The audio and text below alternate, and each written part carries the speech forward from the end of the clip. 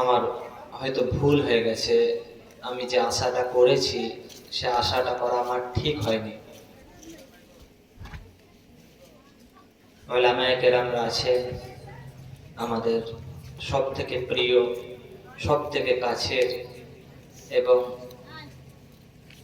আমি যতটা হুজুরকে ভালোবাসি হুজুর তার থেকেও বেশি আমাকে ভালোবাসেন। হযরত মাওলানা মুমিন সাহেব আছেন, ওনাদের কাছে আমরা হেঁটোর বয়সে বলাটাও ভুল, ওনার যতদিন খিদমত ততটা আমার বয়স না, এবং ওনাদের তৈরি করা মাদ্রাসা মেহনত যেটা উনি করে গেছেন, আজ আমরা সেখানে খিদমত করার সুযোগ পেয়েছি বোধনপাড়া মাদ্রাসা। কিন্তু হুজুরদের বরকত এতটা, এখন আপনারা একটা কথা জানেন, বোধনপাড়া মাদ্রাসায় আগামী 25 তারিখে জলসা আছে। জলসার জন্য বিভিন্ন জায়গায় যাওয়া হচ্ছে, যেখানেই যাই হুজুরের কথা জিজ্ঞেস করেন এমন খুব কম লোক পায়। গতকালও গিয়েছিলাম, সেখানেও হুজুর কেমন আছে। তো আলহামদুলিল্লাহ হুজুরকে সকলে ভালোবাসেন এবং আমিও হুজুরকে খুব ভালোবাসি। তবে আমি শুরুতেই সালাম দিয়েছি, কিন্তু আমি একটা কথা ভুলে গেছি, যেটা গোরস্থানের জলসা, আর সালাম দিলে গোরস্থান থেকে রিটার্ন পাওয়া যায় না, তাই না হুজুর? কবরস্থানে সালাম দিলে সালামের উত্তর পাওয়া যায় না, কারণ কবরস্থানে সালাম দেওয়ার পর যদি উত্তর পাওয়া যায় তো যে সালাম দিয়েছে সে আর বেঁচে থাকবে না, থাকবে? যদি কোনোদিন দেখেন গোরস্থান দিয়ে যাচ্ছেন আর আপনি বলেন আসসালামু আলাইকুম ইয়া আহলাল কুবুর, হে কবরবাসী আসসালামু আলাইকুম, আর ওদিক থেকে যদি বলে দেন ওয়া আলাইকুম সালাম, বাস। যদি কবর থেকে আওয়াজ চলে আসে ওয়া আলাইকুম আসসালাম, তো যে সালাম দিয়েছে বেঁচে থাকবে? থাকবে না।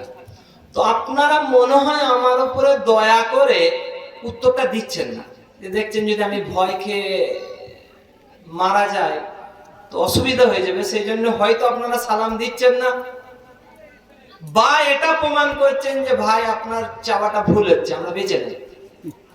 আর না হয় এটা ভাবছেন যে মুসলমান না মুসলমান নেই, কারণ গ্যার মুসলিমকে তো সালাম দেওয়া যায় না, তো এটাও সন্দেহ থাকে। তো যদি এতগুলো সন্দেহের মাঝে আমার সালামের উত্তর না দেন তাহলে কি ভাববেন? না হলে লাস্ট একটা 4 নম্বর পদ্ধতি কি আমার উপর রাগ করেছে, আর না হলে আমার সাথে আপনাদের কোনো ঝগড়া বিবাদ আছে। দেখেন ভাই, আমি বলে দিচ্ছি, এই ব্রিজটা হওয়ার সময় এতে যে গোলমাল হয়েছে ওটা আমার কোনো হাত নাই। কাঠের ব্রিজ কে ভেঙেছে তা নিয়েও আমার কোনো মাথা ব্যথা নাই, আমাকে দোষী সাব্যস্ত করেন না।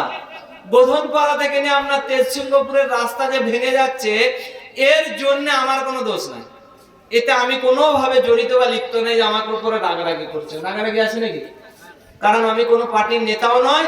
আর যদি ভাবেন এই সামনে বোধনপাড়া মাদ্রাসা, আর এই মাদ্রাসাওয়ালারা এসআইআর করছে, যে কারণে এই বোধনপাড়া মাদ্রাসার কোনো শিক্ষককে সালাম দেওয়া যাবে না, যদি এটাও আপনি ভাবেন, দেখেন এসআইআর সাথে আমার কোনো হাত নাই, কেন্দ্র থেকে রাজ্য আমার কোনো সম্পর্ক নেই। আর যারা ভাবছেন যে দূর থেকে দেখি, যদি এই মজলিসে বসে পড়ি হয়তো গোরস্থানের উন্নতি কল্পে টাকা চেয়ে নেবে, আপনারাও ভুল ভাবছেন। যদি ভাবেন রাত হয়েছে চলে যাব, তাহলে বাড়ি যান। আর যদি ভাবেন একটু 2-4টা কথা শুনবো, এই মজলিসে রাস্তায় যারা বসেছেন, আমি আপনাদের কাছে একজন আলেম হিসেবে আবদার করছি, এই মাজমাতে উঠে আসেন। যারা পেছনে আছেন আগে আসেন, অল্প কিছুক্ষণ টাইম নেবো, বেশি টাইম নেবো না, রাত অনেক হয়ে গেছে। প্রধান বক্তা খুব কষ্ট লাগে আমার হাতে, আমি বারবার বলি ভাই আমাকে প্রধান বক্তা করেন না, আমি অতটা যোগ্য নয়, কারণ এই লাস্ট রাত্রে আর কি বলবো ঘুম থেকে উঠে। আলহামদুলিল্লাহ, আলহামদুলিল্লাহ রাব্বিল আলামিন, ওয়াসসালাতু ওয়াসসালামু আলা রাসূলিল কারীম, আম্মা বাদ। ফাকাদ ক্বালা তাবারাক ওয়া তাআলা ফি কালামিহিল মাজিদ ওয়াল ফুরকানিল হামিদ, আউযু বিল্লাহি মিনাশ শাইতানির রাজীম, বিসমিল্লাহির রহমানির রহিম, ইন্নাল্লাযীনা আমানু ওয়া আমিনু বিল্লাহ। ওয়া ক্বালা আইদান إن للمتقين مفازا حدائق وأعنابا وكواعب أترابا. وقال أيضا كل نفس ذائقة الموت. وقال أيضا وقضى ربك ألا تعبدوا إلا إياه وبالوالدين إحسانا إلى آخر الآية. وقال رسول الله صلى الله عليه وسلم في حديث المباركة الكيس من دان نفسه من لما بعد الموت. সমস্ত প্রশংসা গুণগান ও গুণকীর্তন সেই মহান আল্লাহ তাবারাক ওয়া তাআলার জন্য, যিনি আমার এবং আপনার রব, যিনি আসমান, জমিন, গ্রহ, নক্ষত্র, নভমণ্ডল, ভূমণ্ডলে যা কিছু আছে তার একমাত্র মালিক যিনি, তিনি ওয়াহদাহু লা শারীকা লাহু, তিনি এক এবং একক, তার কেউ শরীক নাই। ওয়ালাম ইয়াকুল লাহু কুফুয়ান আহাদ, যে আল্লাহর সমতুল্য কেউ নাই, সেই আল্লাহর শুকরিয়া স্বরূপ বলি আলহামদুলিল্লাহ। ভাই পেছনে বলে একটু সামনে আসেন না, একটু বলতে ভালো লাগবে। এই ফাঁকা ময়দানে আমারও কিছু বেরোবে না, আপনাদেরও ভালো লাগবে না। যদি দু চারটে কথা শুনতে চান আমার সামনে আসেন, সাইডে যারা আছেন একটু সামনে আসেন, না হলে কথা আসবে না। আমি কাকে দেখে বলবো? যদি মনে করেন যে কিছু শুনবো তাহলে সামনে আসেন, আর যদি ভাবেন আপনি খালি ময়দানে চালান তাহলে ইউটিউবে আমার বায়ানে চোখানে শুনেন। ওই পেছনে যারা আছেন আমার একদম সামনে আসেন, আমি বুঝতে পারছি ভাই একটু কষ্ট হবে, নিজের গরম জায়গা ছাড়তে একটু কষ্ট হবে ভাই। আপনাদেরকে মাফলার পরে যারা আছেন একটু ভাই সামনে আসেন। ভাই যে পেছনে দেখাচ্ছেন আপনাকেই বলছি, একদম সামনে আসেন। আলহামদুলিল্লাহ আলহামদুলিল্লাহ, হরকতে বরকত আছে, তাই না? একটু নড়াচড়া করলে বরকত আছে। বিশ্বনবী তাজদার মদিনা আমিনাল লাল মরুর দুলাল যে নবী পাক সাল্লাল্লাহু আলাইহি ওয়াসাল্লাম মানবতার দূত হিসেবে আমাদের কাছে এলেন, যে নবী পাক সাল্লাল্লাহু আলাইহি ওয়াসাল্লাম বিশ্ববাসীকে এটা শিখিয়ে দিয়ে গেলেন যে পৃথিবীতে তুমি এসেছো, এখান থেকে বিদায় নেবে, এখানে কাটানো সময়গুলো তোমাকে আল্লাহর হুকুম এবং নবীর তরিকা অনুসারে হতে হবে। যে নবী আমাদেরকে একমাত্র চিন্তা করে গেলেন যে আমার নাজাতের জারিয়া কি হবে, আমাদের পার্মানেন্টলি যে থাকার জায়গা জান্নাত, সেই জান্নাতে আমরা কিভাবে রিটার্ন যাব। আমাদের রিটার্ন টিকিট তো কাটা আছে, কিন্তু রিটার্ন টিকিটের যে রিজার্ভেশন সেটাও কনফার্ম আছে। সেই রিটার্ন টিকিটের যে রিজার্ভেশন সেটা হচ্ছে মওত। কোরআন বলছেন কুল্লু নাফসিন যায়িকাতুল মওত, প্রত্যেককে মৃত্যুর স্বাদ চাখতে হবে, জন্মিলে মরিতে হবে, অমর কে কোথা পাবে। আমরা যখন জন্মেছি আমাদেরকে মরণের স্বাদ চাখতেই হবে। এই দুনিয়া থেকে বিদায় নেওয়ার সাথে সাথে এই বিদায় বেলায় যদি আমি আমার আখিরাতকে প্রাধান্য দিয়ে আমার আখিরাতকে সুন্দরভাবে গড়ে তুলতে পারি এবং জান্নাত হোক বা জাহান্নাম, সেই জাহান্নাম থেকে নাজাত পেয়ে জান্নাতের রাস্তাকে যদি সঠিকভাবে বানাতে পারি তাহলে আমি সফল। যে নবী পাক সাল্লাল্লাহু আলাইহি সাল্লাম আমাদেরকে জান্নাতের রাস্তা দেখিয়ে দিয়ে গেলেন এবং বারবার বলে গেলেন জাহান্নাম থেকে বাঁচো, ইত্তাকুন নার ওয়ালাউ বিশিক্কি তামরাতিন, জাহান্নাম থেকে বাঁচো। যদি একটা খেজুরের আটি বা খেজুরের আটির উপরে যে একটা পাতলা আবরণ থাকে, দেখেছেন? খেজুরের আটির উপরে একটা পাতলা আবরণ থাকে, ওই পাতলা আবরণটাও যদি আপনি খরচা করে জাহান্নাম থেকে বাঁচতে পারেন, জাহান্নাম থেকে বাঁচেন।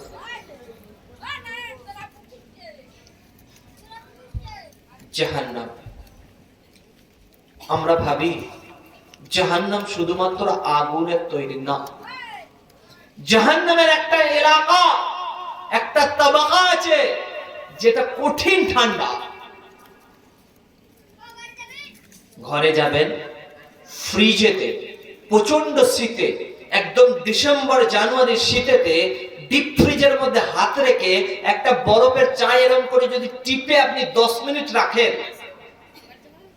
আপনার হাতের মধ্যে যে কনকন কনকন ভাব হবে তার থেকেও 70,000 গুণ জাহান্নামের সেই তাবকা ঠান্ডা, যেখানে হাড় হিম হয়ে মানুষ পরিশান হয়ে যাবে।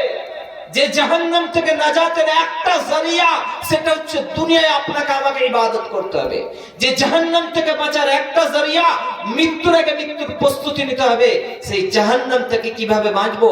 যে রাহমাতুল লিল আলামিন, যে দো জাহানের বাদশা আমার এবং আপনার হাবিব সাল্লাল্লাহু আলাইহি সাল্লাম বলে গেলেন, সেই নবীর উপর দরুদ ও সালাম বর্ষিত হোক। সকলে বলে আল্লাহুম্মা আমিন। আল্লাহ তাবারাক ওয়া তাআলা আমাদেরকে পৃথিবীতে পাঠিয়েছে এই পৃথিবী থেকে আমাদেরকে বিদায় নিতে হবে। এই বিদায় নেওয়ার সময় আমাদের লাস্ট বাসস্থান, জায়গা, যেখানে আমরা গিয়ে যদি আল্লাহর রহমত হয় সেখানে জান্নাতের হাওয়াতে আরাম করব। আর আল্লাহ যদি নারাজ হয়ে যায় তো আমাদের দুনিয়া আখিরাত দুটোই বরবাদ। সেই জায়গাটার নাম কি? কবর।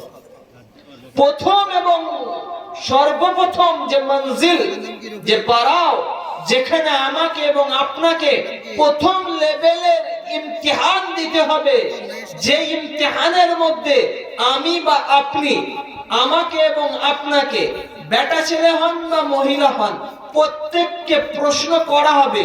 প্রশ্ন পেপারের আউট করে দেওয়া হয়েছে যে এই প্রশ্ন তোমাকে করা হবে এবং তার উত্তর এটা হবে।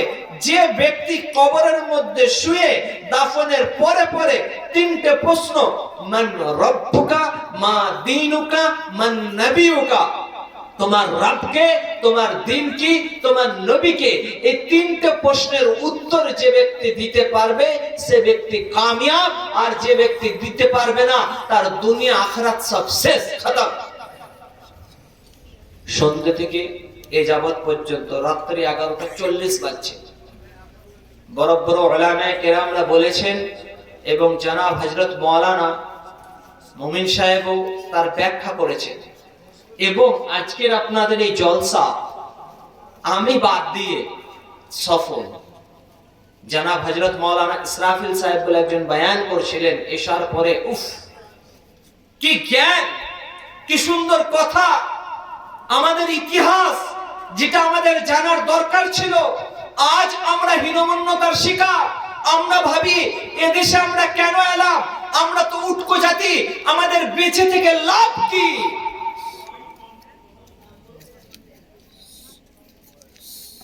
আমরা আমাদের ইতিহাস জানি না, আমরা আমাদের ভবিষ্যৎ জানি না।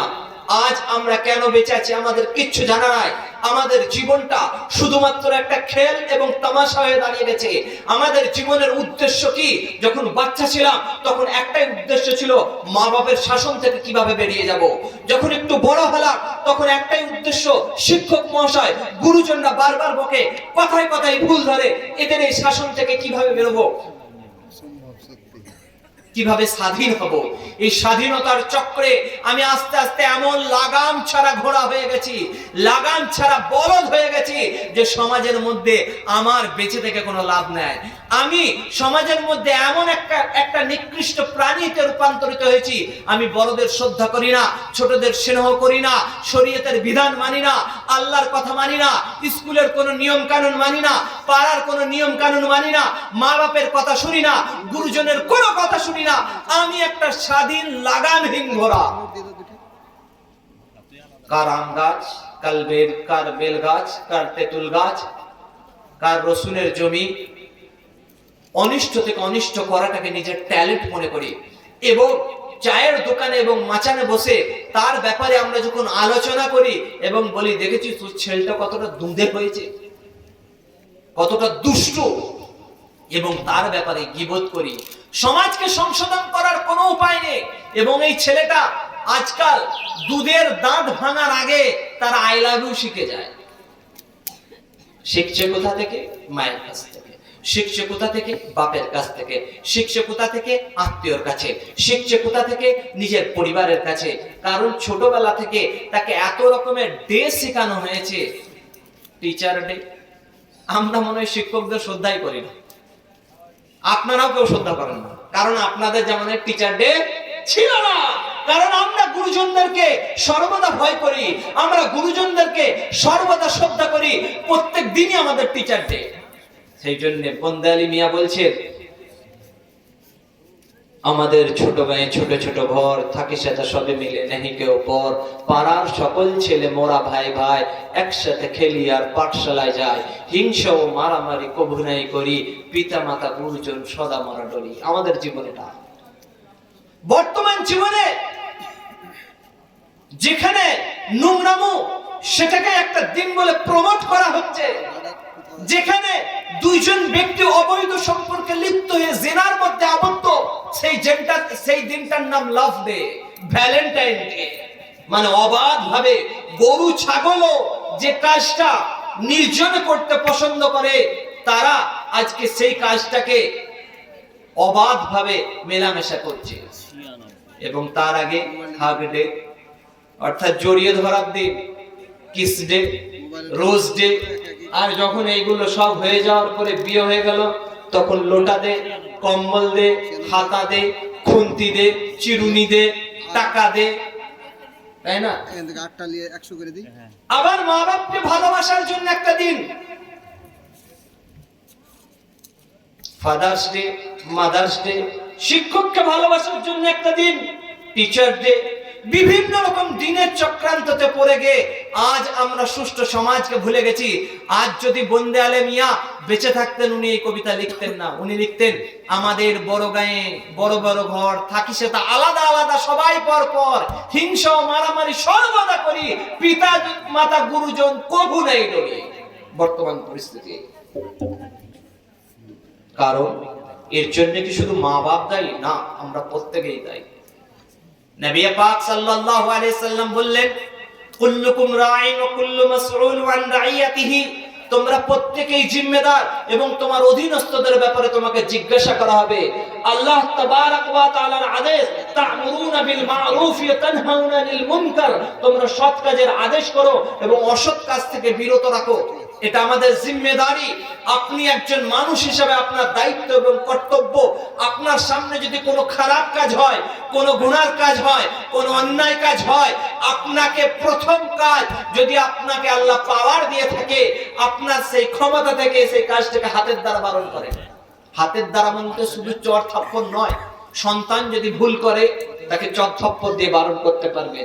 আপনি যদি কোনো সরকারি অফিসার হন, আপনি কলমের দ্বারা অন্যায় কাজকে রুখতে পারবেন, অবৈধ কাজকে আপনি কলমের দ্বারা রুখতে পারবেন।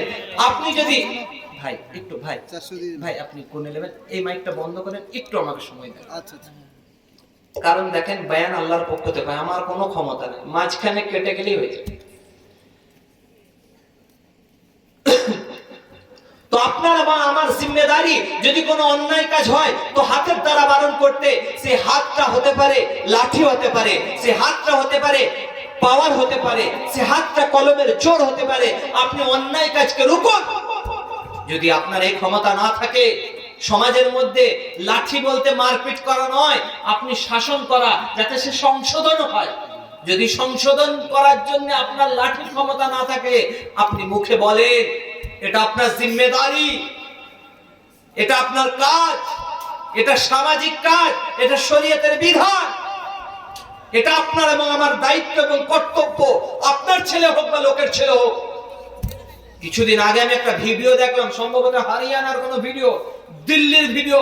আল্লাহ সেই মাকে ইমান দিক, যদি গায়ের কম হয় আর যদি মুসলিম হন, সম্ভবত মুসলিম নন, আল্লাহ তার আমল করার তৌফিক দান করো।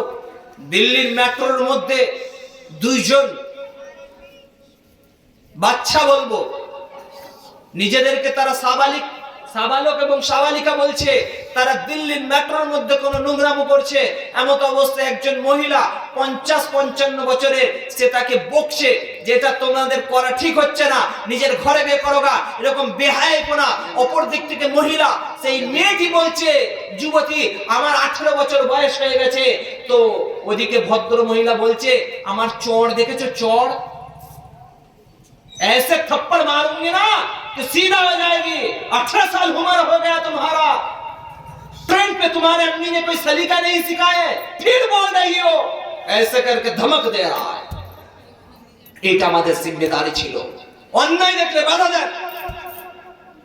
দ্বিতীয়, যদি আপনি মুখে বলেও কাজ না হয়, সেই কাজটাকে ঘৃণা করেন এবং আল্লাহর কাছে দোয়া করেন। কিন্তু বড় কষ্ট লাগে, আমাদের জীবনযাত্রা ছোটবেলা থেকে স্বাধীনতার খোঁজে, আমি স্বাধীনতার খোঁজে বেরিয়েছি। সেই স্বাধীনতা যখন আমি 8 বছর, 9 বছর, 10 বছর বয়স আমার হয়ে যাচ্ছে, তখন আমার ধান্দা,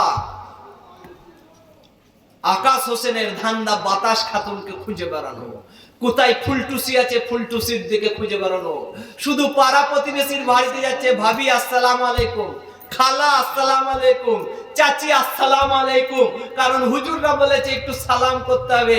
আর ধান্দা অন্যদিকে, অপর প্রান্ত থেকে খালা বলছে, হ্যাঁ রে পাগলা, তুই যাকে সালাম করছিস সে মামার বাড়ি গেছে, অত কি মারতে হবে না। ট্রু লাভ, ভালোবাসা, যে ভালোবাসার চক্রান্ত পড়ে দিনের পর দিন, রাতের পর রাত ইন্টেলিজেন্ট ছেলে, বুদ্ধিমান ছেলে, বুদ্ধিমান মেয়ে নিজের জীবন, আখিরাত, দুনিয়া সব বরবাদ করে দিচ্ছে। এর কারণ একদিক দিয়ে যেমন ছেলে মেয়ে দোষ, অপর দিক দিয়ে মা বাবা দোষ। ও প্রসঙ্গে আমি যাচ্ছি না। মাতা পিতার দোষ কি? মাতা পিতা প্রাপ্তবয়স্ক হওয়ার পরে তাকে সঠিক ছেলে থেকে বিয়ে দিচ্ছে না। মাতা পিতা প্রাপ্তবয়স্ক হওয়ার পরে তাকে সঠিক মেয়ে থেকে বিয়ে দিচ্ছে না। মাতা পিতার জিম্মেদারি ছিল আমার কন্যা বা আমার পুত্র যাকে পছন্দ করে সে যদি সত্যি যোগ্য হয় তার পছন্দটাকে প্রাধান্য দেওয়া। কিন্তু আমাদের ইগো, আমাদের লড়াই, আমাদের সম্মান, আমাদের অ্যাটিটিউড এমন একটা জায়গায় যাচ্ছে যেখানে দুটো পরিবার একদম শেষ হয়ে যাচ্ছে। দুটো নেই, তিনটে পরিবার শেষ। শরীয়তের বিধান কি? একটা ছেলে একটা মেয়েকে চয়েস করতে পারে, একটা মেয়ে একটা ছেলেকে চয়েস করতে পারে, কিন্তু তার চয়েসটা থাকবে প্রথম দৃষ্টি। একবার দেখলো ভালো লেগেছে, মা বাপকে বলবে, জিম্মেদারকে বলবে, তার বাড়িতে প্রস্তাব পাঠাবে। এটা হচ্ছে শরীয়ত। প্রস্তাব পাঠাবে, প্রস্তাব পাঠানোর পরে যদি গ্রান্টেড হয়, কবুল হয়, আলহামদুলিল্লাহ। যদি কবুল না হয়, ওটা আমার জন্য নয়, অন্যদিকে রাখো। মা বাপকে বলো, আমার বিয়ের বয়স হয়েছে, বিয়ে দিয়ে দিতে হবে। কিন্তু চান্স একবার পাওয়া যায় না, সারাদিন তার বাড়িতে চক্কর মেরে, এটা হারাম। বেপরদায় মেলার মতন ঘুরে বেড়ানো, এটা হারাম। জলসার নাম করে চুল খুলে ঘুরে বেড়ানো, এটা হারাম। এর জন্য এই সন্তান যতটা দোষী, পুরো পাড়া ততটা দোষী। ঈদের দিন ঘুরে বেড়াচ্ছে, স্কুল যাচ্ছে, ঘুরে বেড়াচ্ছে, চারিদিকে বেহায়াই ছড়িয়ে পড়েছে, আর সেখানে আমরা মদিনার আবহাওয়া খুঁজছি। কদিন আগে এদেরকে হাদিস পড়াচ্ছিলাম, নবী পাক সাল্লাল্লাহু আলাইহি সাল্লাম বলছেন, তা'মুরুনা বিল মা'রুফ ওয়া তানহাউনা আনিল মুনকার, সৎ কাজের আদেশ করে এবং অসৎ কাজ থেকে বিরত রাখা। এই কাজটা যখন কোন উম্মত ছেড়ে দেবে, সর্বপ্রথম তাদের যে আযাব আসবে, সে আযাবটা হচ্ছে দোয়া করবে, দোয়াটাই কবুল হবে। চিন্তা করে দেখুন, বনি ইসরাইলের উপর আযাব এসেছে, কওমে সাদ, কওমে লুতের উপর আযাব এসেছে, তাদের নবীরা দোয়া করেছে।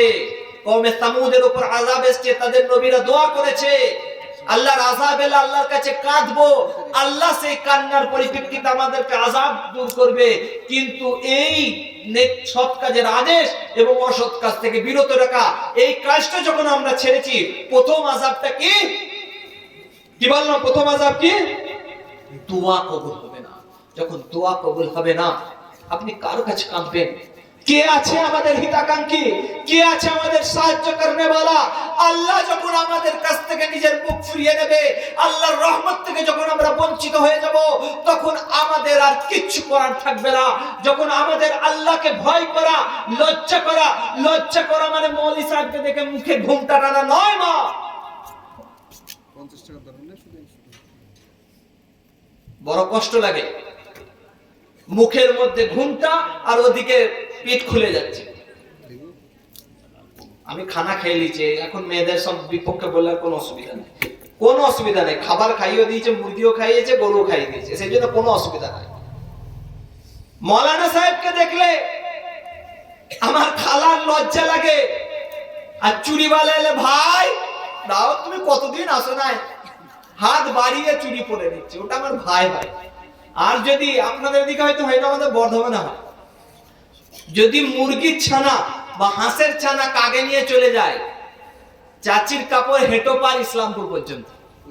কি এখন কোন দিকে ছুটছে সেটা বলা যাবে না। আর ভুল করে যদি শিয়ালে একটা মুরগি ধরে নেয়, তো শিয়ালের নানা নানি, দাদা দাদি, পুরো গোষ্ঠীকে এত সুন্দর বানিয়ে মুখরোচক শব্দের বিন্যস্ততাতে বিভিন্ন রকম কুবাক্য বলবে না, চাচির কাছে ওটা ভালো বাক্য, আমাদের শুনতে নয় কুবাক্য বলে। আর বিদ্যাসাগর বুঝতো না, সেই জন্য বলেছে কখনো কুবাক্য বলিও না। বর্তমান সময়ে একটা বিপদ থেকে বাঁচা গেছে, ঘরে ঘরে কল হয়। এই যে ঘরে ঘরে কলের ব্যবস্থা হয়েছে না, এখন পুকুরে ঘাট আর নদীর ঘাট গেছে। না হলে আগে বাটি হারিয়ে যাওয়া, আর সমাজের মধ্যে সকালবেলায় উঠে অ্যালার্ম দিয়ে নাই গাল শুনে ঘুম ভাঙতো, অমুকের মা চিল্লাচ্ছে কেন, ওর বাটিকে লিরিয়েছে। একটা জামানা ছিল, তাই না? তো যে কথা বলছিলাম, আমার এবং আপনার বেঁচে থাকার টার্গেটটা কি? আমি এবং আপনার মেন ফোকাসটা কোন দিকে? আজ আমি বা আপনি দুনিয়ার মধ্যে এসেছি, একটু চিন্তা করে বলেন দেখিনি। সন্ধ্যা থেকে জলসা হলো, আপনার বয়স এখানে মিনিমাম 10 বছরের বালক থেকে নিয়ে 60-70 বছরের লোক আছে। আপনি একটু চিন্তা করে বলেন, আপনি আপনার দুনিয়াটা খুব ऐश আরামে কাটিয়েছেন? আপনি কেন বেঁচে আছেন? দুনিয়ার জন্য? দুনিয়াটা আপনার ऐश আরামে কাটছে? তা কাটছে না। আখিরাতের জন্য, আখিরাতের জন্য আপনার কি আমল আছে? আল্লাহ তাবারাক ওয়া তাআলা বললেন, ফামান ইয়ামাল মিসকালা যাররাতিন খায়রান ইয়ারা ওয়া মান ইয়ামাল মিসকালা যাররাতিন শাররান ইয়ারা। যে বিন্দুমাত্র নেকি করবে তার বদলাও সে পাবে, যে বিন্দুমাত্র গুনাহ করবে তার বদলাও সে কিয়ামতের দিন পাবে। দুনিয়া আপনার এবং আমার জন্য ঠিক ওই রসুন জমির মতো। নবী পাক সাল্লাল্লাহু আলাইহি ওয়াসাল্লাম বললেন, আদ-দুনিয়া মাজরাতুল আখিরা, দুনিয়া আখিরাত উপার্জন করার জায়গা। যে রসুন আবাদ করেছেন 1 মাস আগে যখন ঝমঝম করে বৃষ্টি হচ্ছিল, বৃষ্টিটা থেমেছে, 2-10 দিন সময় গেছে, জমিতে ঠিক বাত হয়েছে। আমরা বর্ধমানে বাত পাবো বলে, আপনারা কি বলেন? ভুড়ভুড়ে মাটি হবে, এখন জমিটা চষে যাবে, এটা কি বলেন আপনারা? আরে কেউ চাষি নাই? কি গো হুজাইফা, কি বলে? হ্যাঁ, জো হয়েছে। তাহলে জো হওয়ার সময় যদি জমি না চাষেন, আমাদের ওদিকে বলে বাত চটে যাওয়া। জমি বেশি শুকিয়ে যায়, হালকা হালকা রসালো ভাব না থাকে, সেই জমি উর্বর হবে না। আর আপনাদের এখানে ঠিক দোআঁশ মাটিও নয়, ঠিক বালি মাটি। সেই মাটিতে যদি সঠিক টাইমে চাষ না দিয়ে যদি আপনারা চাষ করেন, তারপরে রসুনের কুয়া ছাড়ানোর পরে রসুন লাগান, ঠিক ফাল্গুন চৈত্র মাসে যখন রসুন তুলবেন, বোধনপাড়া হাটে আজকে ক টাকা বলবো? 70 টাকা। 70 টাকায় দেওয়া যাবে না। সামনের হাটে গিয়ে বলছে 120 টাকা, বলে দামটা বেশ ভালোই উঠেছে। তারপরের হাটে গিয়ে শুনছে যে 150 টাকা। গ্রামের 60% লোক ছেড়ে দিল, না 150 টাকা আর রাখা যাবে না। কেউ বলছে না, সামনে কোরবানির সিজন আসছে না, তো তখন দাম বাড়বে, তো কোরবানির সিজনে 150 টাকা থেকে 180 টাকা। যারা বিক্রি করছে, কি মিস হয়ে গেল রে, তো চাষি বলছিল আর 2 দিন রাখলে খুব ভালো হতো, তাই না? তো এই যে সময়টা আপনারা যদি কাজে লাগান, তবে না ফলবে ফসল, কাটবো আমি কিয়ামতের মাঠে রে, আল্লাহ নামে বীজ বুনেছি।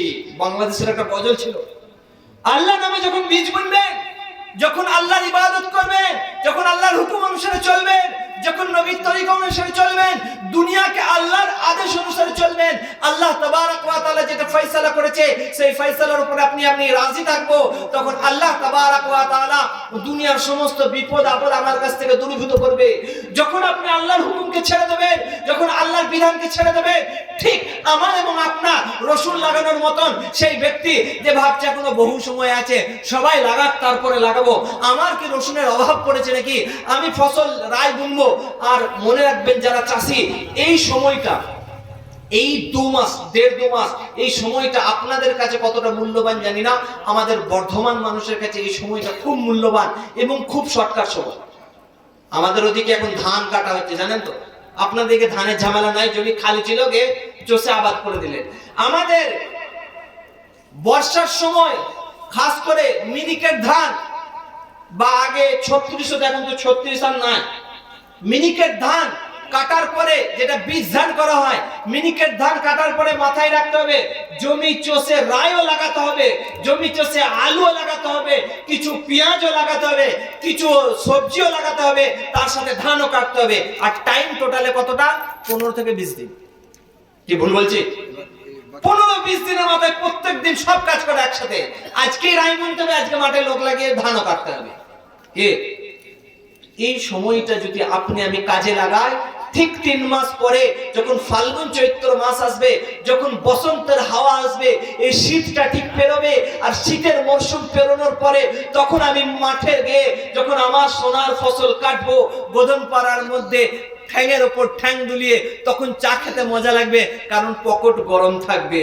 আর ওদিকে ছতাই চাচা কারণ নাম নাই তো গ্রামে, যে প্রত্যেক দিন বিড়ি মারছিল, যে নামাজ পড়তে গেলেও বাথরুম গিয়ে বিড়ি খেতে হয়। আল্লাহু আকবার। কাল কিয়ামতের দিনে যখন আল্লাহ তাবারক ওয়া তাআলা হিসাব নেবে, একটা হিসাব হয় আসান। আমরা দোয়া করি আল্লাহুম্মা আসিবনি হিসাবান ইয়াসিরা, ওগো আল্লাহ আমাদের আসান হিসাব নাও। আমার ওস্তাদ মুফতি সাঈদ আহমদ সাহেব পালনপুরি দারুল উলুম দেওবন্দের ওস্তাদ বলতেন আসান হিসাব মানে কি, তুমি এই কাজটা করেছো, হ্যাঁ আল্লাহ করেছি, ভুল হয়ে গেছে। আচ্ছা তুমি এই কাজটা করেছো, হ্যাঁ আল্লাহ করেছি, এটা ভুল হয়ে গেছে। আর বলবে আচ্ছা তুমি বিড়ি খেয়েছিলে বাথরুমের মধ্যে, বলবে আরে বাপ রে, বাথরুমে বিড়ি খেয়েছি, ওটাও ফেরেশতা লিখে রেখেছে। বলে আল্লাহ হয়ে গেছে। তো আল্লাহ বলবে ঠিক আছে, তোমার এই গুনাহগুলোকে সব নেকির দ্বারা পরিবর্তন করে দিল। বলে সুবহানাল্লাহ, দোকানদাররা দিয়েছে এটা লিখে রেখেছে, এটা হচ্ছে আসান হিসাব। আর যদি আল্লাহ তাআলা বলে এই বান্দা সকালবেলা উঠে তুমি গহমা কাটতে গিয়েছিলে গরুকে খাওয়াবো বলে, আর তুমি কুয়াশার অন্ধকারে তুমি জানতে ওটা তোমার জমি নয়, পাশের জমি থেকে ইচ্ছা করে গমা কেটেছো, এই চালাকি দেখানোর জন্য যদি ধরা পড়ি বলবো কুয়াশায় বুঝতে পারি না, আর যদি ধরা না পড়ি ডেলি চলছে অন্যের জমি গমা। আর এরকম কাটে কি কাটে না? মিসাল নেবেন আপনাদের এলাকার, আমি নাম ধরিয়ে দেবো, আমার কাছে দলিল আছে। বলছে হুজুর আমি গমা চাষ করছি, লোকে আমার সামনে কেটে নিয়ে যাচ্ছে, যখন দেখে বলছি ও তোমাদের দুটো গমা নিলাম, আর ধরা না পড়লে ডেইলি চলছে। তো আমি তাকে গুনাহ থেকে বাঁচানোর জন্য কি বললাম, ভাই এক কাজ কর না, আমি তো ব্যস্ত মানুষ, তো আমার বাড়ি দুটো গমা দিয়ে আসবি আর তোর গরুগুলোকে খা। প্রমাণ নেবেন? মাছপাড়া বাড়ি মুফতি আব্দুল আহাদ সাহেব, উনি বলছেন আমি একজনকে গুনাহ থেকে বাঁচানোর জন্য আমার জমিটাই তাকে গমা লেগে দিয়ে দিয়েছি, সেই যে ঘাসগুলো হয় না যেগুলো পার্মানেন্ট ঘাস থাকে, বলে দিয়ে দিয়েছি। ভাই কামা কত কলা বাগান আছে, কলা পাতা কাটার নাম করে দু চারটে কাঁদিও কেটে চলে যাচ্ছে, যদি দেখতে যাও তোমাদের কলাটা পেকে গিয়েছিল, ওটা আজকে পারলাম পড়ে যাচ্ছিল, আর ধরা না পড়লে বুঝতে পারছেন তো, ধরা পড়লে মার, আর ধরা না পড়লে গোধন পাড়া। তো যে কথা বলছিলাম ভাই, আল্লাহ তাবারক ওয়া তাআলা আমাকে এবং আপনাকে পৃথিবীর মধ্যে পাঠিয়েছে, আমার এবং আপনার টার্গেট হচ্ছে আখিরাত। আমি যদি এই সময়টাকে কাজে লাগাই, এই সুবর্ণ সুযোগটাকে কাজে লাগাই, কারণ এরপরে আমাদের আর দুনিয়াতে আসা হবে না, আখিরাত আর গোছানো হবে না। আমার মরার পরে আমাদের হুজুর একটু আগে বললেন যে আমার মাল ও সম্পদ কোনটা, নবী পাক সাল্লাল্লাহু আলাইহি সাল্লাম সাহাবীদেরকে বললেন, হে আমার সাহাবীরা, তুমি কি তোমার মাল বেশি হোক, তোমার সম্পদ বেশি হোক এটা তুমি চাও, না তোমার আত্মীয়ের সম্পদ বেশি হোক সেটা তুমি চাও? নবী পাক সাল্লাল্লাহু আলাইহি সাল্লামকে সাহাবারা বললেন, ইয়া রাসূলুল্লাহ, ইয়া হাবিবাল্লাহ, আমরা তো পছন্দ করি যে আমাদের মাল দৌলত সম্পদ বাড়ুক আত্মীয় সম্পদের থেকে, এটাই তো আমরা পছন্দ করি, তাই না? তো বললো তোমার মাল কোনটা? যেটা তুমি সাদকা করে আগে পাঠিয়েছো সেটা তোমার, আর যেটা তুমি রেখে গেলে সেটা তো ওয়ারিসের মাল। আমি এখনই যদি মারা যাই, আমার মোবাইলটা আমার আত্মীয় নিয়ে নেবে, আমি যদি এখনই মারা যাই এই মোবাইলটা কেউ না কেউ খুলে নিয়ে নেবে, যেটাকে তাড়াতাড়ি ফিঙ্গারপ্রিন্টটা লাগিয়ে নে, লকটা খুলে নে, না হলে কেউ কবজা করবে। সঙ্গে সঙ্গে কেউ আমার হাত থেকে ঘড়িটা খুলে নেবে, কেউ আমার আলমারির চাবিটা নিয়ে নেবে। এই সম্পদ আমার নয়। আমার প্রাণ পাখিটা যখন বেরিয়ে গেল তখন এই সম্পদ আমার নয়। যে সম্পদ, যে বাড়ি, যে গাড়ি, যে জমি নিয়ে আপনি অহংকার দেখাচ্ছি, মনে রাখবেন এই জমি একদিন আমার ছিল না, হয় আমার বাপের ছিল, নাহলে আমার দাদার ছিল, নাহলে আমার প্রতিবেশীর ছিল, নাহলে আমার বাপের দাদার ছিল। সঠিক কথা কি না? এসআইএফ চলছে, তাই না? এখন বলেন তো, সামনে এনআরসির প্রাথমিক লেভেল নাকি এসআইআর? আপনাদের একটু বুদ্ধির পরীক্ষা নেই। আপনাদের যাদের যাদের দাদার নাম মনে আছে একটু হাত তোলেন। কার কার দাদার নাম মনে আছে? হুজুর এটা আবার প্রশ্ন করেন, এই দুজনের মনে আছে? আপনাদের দাদার নাম জানেন না? দাদার নাম জানেন? আব্বার দাদার নাম যাদের মনে আছে একবার হাত তোলেন তো। জানি, আলহামদুলিল্লাহ। দাদার দাদার নাম, দাদার নাম জানেন না? যে জমিতে আপনি বসবাস করছেন, যে গ্রামে বসবাস করছেন, আজকের ডেটে আমি বা আপনি যারা বেঁচে আছি, আমার নামটা আমার ছেলে জানবে, আমার নামটা আমার পোতা জানবে, আমার নামটা খুব বেশি থেকে বেশি ইনার মতন, ইনি যেমন ওনার আব্বার দাদার নাম জানে, তো আপনার এবং আমার নামটা আমার পোতার ছেলে জানতে পারে। তারপরে নিসার আলী বলে যার বয়ান আপনি শুনছেন, এই নিসার আলী বলে পৃথিবীতে কোনো ব্যক্তি ছিল সেটা জানবেই না। কোথায় জানবে? যদি জমি নিয়ে অশান্তি হয়, আর যদি আপনার নামে জমি থাকে, আর যদি সরকারি সার্চিং রিপোর্ট বার করতে হয়, সেই জমি আরএস পর্চা যদি বার করতে হয়, তখন দেখবে ছতাই চাচার বাপ করিম চাচা, তাই না? তখন জানবে। তাহলে যে জমি জায়গা নিয়ে আপনি এবং আমি অহংকার করছি, আমার এবং আপনার লাশ পরিণতি কোথায়? সেই কবরস্থান, 3.5 হাত মাটি, যে মাটির নিচে আমাকে এবং আপনাকে দাফন করে দেওয়া হবে। শুনতে বলেছি যখন কবরে জিজ্ঞেস করবে মান রব্বুকা মা দীনুকা মান নবিয়ুকা, তোমার নবীকে, তোমার দিন কি, তোমার রবকে, এই প্রশ্নের উত্তর যদি দিতে পারি, আমি সেদিন সফল, আমি সেদিন কামিয়াব, আমি সেদিন জান্নাতি, আমার থেকে সৌভাগ্যবান কেউ নাই। আর আমি যদি সেদিন প্রশ্নের উত্তর দিতে না পারি, হায়হাত হায়হাত আল্লাহ আদরি, যদি আপনি বলে ফেলেন আমি জানি না, আমি জানি না, হায় আফসোস আমার তো জানা নাই, লোকে যা বলতো আমিও তাই বলি। কবরের মধ্যে শুয়ে শুয়ে যখন আপনার বাস পচার আগে আপনার লাশটা পচে যাবে, আপনাকে কবরের মধ্যে জিজ্ঞাসা করা হবে, আপনার 16 আনায় বৃথা হয়ে যাবে। ঠিক সেই কবিতায় পড়েছেন, বিদ্যে বোঝাই বাবু মশাই চড়ি ছকের বেটে, মাঝিরে ভাই বলতে পারি সূর্যি কেন ওঠে, চাঁদটা কেন বারে কমে, জোয়ার কেন আসে, বৃদ্ধ মাঝি বসিয়া ফেল ফেলিয়া হাসে। পড়েছেন তো? কিন্তু যখন একটু পরে ঝড় উঠলো, নদীতে জোয়ার ভাটার এই সমস্ত ফালসাফা যখন জিজ্ঞেস করছে বিচক্ষণ বুদ্ধিমান, এই বুদ্ধিমান জ্ঞানী গুণী বুদ্ধিমান ব্যক্তি যখন জিজ্ঞাসা করছে, আর একটু পরে যখন প্র্যাকটিক্যাল হিসেবে মাঝি যখন বলছে, নৌকা টলমলো করছে, মাঝি বলছে ও ভাই সাঁতার জানো? বলছে সাঁতার তো আমি জানি না। তখন মাঝি বলছে তোমার জীবনের 16 আনাই মিছে, 16 আনাটাই বিথে, কোনো কাজ নাই। আপনি বা আমি আমার জীবনের টার্গেট যখন টুরুলাভ করে জওয়ানি কাটিয়েছি, যখন বার্ধক্যকে অন্যায় কাজে কাটিয়েছি, যখন আমার এবং আপনার নেক আমল বলতে কিছু নাই, আমার এবং আপনার শুধু মস্তানি টিকে আছে।